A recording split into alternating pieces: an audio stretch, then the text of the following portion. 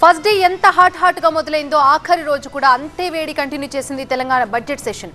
చివరి రోజున కీలక అంశాలపై సభలో చర్చ జరిగింది. పాలక ప్రతిపక్షాల మధ్య మరోసారి మాటల యుద్ధం నడిచింది.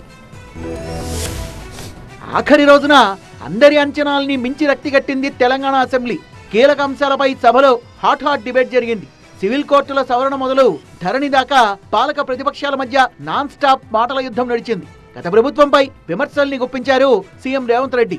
తర్వాత సివిల్ కోర్టుల సవరణ బిల్లు పైన వీడియో మార్పింగ్ అంశంపైన సభలో చర్చ జరిగింది. అసెంబ్లీలో వీడియోలు తీయడం, అవి బయటకు వెళ్లడంపై స్పీకర్ సీరియస్ అయ్యారు. అయితే తమ వైపు నుంచి ఎలాంటి వీడియో షూట్ జరగలేదన్న కేటీఆర్ తప్పు తమ వల్ల జరిగిందా లేక సభలో కెమెరాల్ని నడుపుతున్న ఏజెన్సీ వల్ల జరిగిందా అనేది చెక్ చేయాల్సిందిగా కోరారు. తర్వాత ధరణిపై సభలో పాలక విపక్ష సభ్యుల మధ్య మాటల తూటాలు బేలాయి.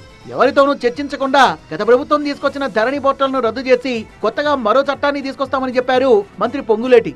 అందరితో చర్చించాకే ధరణి చట్టాన్ని తీసుకొచ్చామన్న బీఆర్ఎస్ ఎమ్మెల్యే పల్లా రాజేశ్వర రెడ్డి భూమికి సంబంధించిన సకల అధికారాలు రైతులకే ఇచ్చామని చెప్పారు. అనంతరం సభలో జాబ్ క్యాలెండర్ ప్రకటించిన డిప్యూటీ సీఎం భట్టి దీనిపై చర్చ చేయబోమని, అన్ని వివరాలు తర్వాత చెప్తామన్నారు. హైదరాబాద్ అభివృద్ధిపై చర్చ సందర్భంగా బీఆర్ఎస్ ఎమ్మెల్యేలను ఉద్దేశిస్తూ ఖైరతాబాద్ ఎమ్మెల్యే దానం నాగేందర్ వాడిన పరుష పదజాలం పెద్ద దుమారాన్నే రేపింది. వ్యాఖ్యల్ని మరో పక్షం ఎంఐఎం కూడా తప్పుపట్టడంతో దానం క్షమాపణ చెప్పాల్సి వచ్చింది. సభ నుంచి వాకౌట్ చేసిన బీఆర్ఎస్ సభ్యులు గన్ పార్క్ దగ్గర నిరసనకు దిగారు. అక్కడి నుంచి బలవంతంగా తరలించారు పోలీసులు. ముగింపు ముంగిట సభనుద్దేశించి మాట్లాడిన CM Revanth Reddy mega master plan 2050తో ముందుకెళ్తున్నామని చెప్పారు.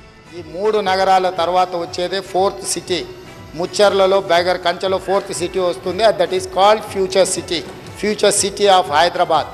అది మనము తమరి నాయకత్వంలో నిన్న మిమ్మల్ని అందరినీ అందరం వెళ్ళి మనం ఏదైతే అక్కడ భూమి పూజ చేసినామో అక్కడ ఒక అద్భుతమైన నగరాన్ని నిర్మించి ప్రపంచానికి అందించే బాధ్యత ఈ ప్రభుత్వం, ఈ మంత్రివర్గం తీసుకుంటుంది. కాబట్టి ఉస్మానియా ఆసుపత్రిని నూతనంగా నిర్మిస్తున్నామని, లా అండ్ ఆర్డర్ విషయంలో కఠినంగా ఉంటామన్న సీఎం ప్రపంచ స్థాయి నగర నిర్మాణానికి కృషి చేస్తున్నామని చెప్పారు. ప్రజలకిచ్చిన అన్ని హామీల్ని నెరవేరుస్తామని స్పష్టం చేశారు సీఎం రేవంత్ రెడ్డి.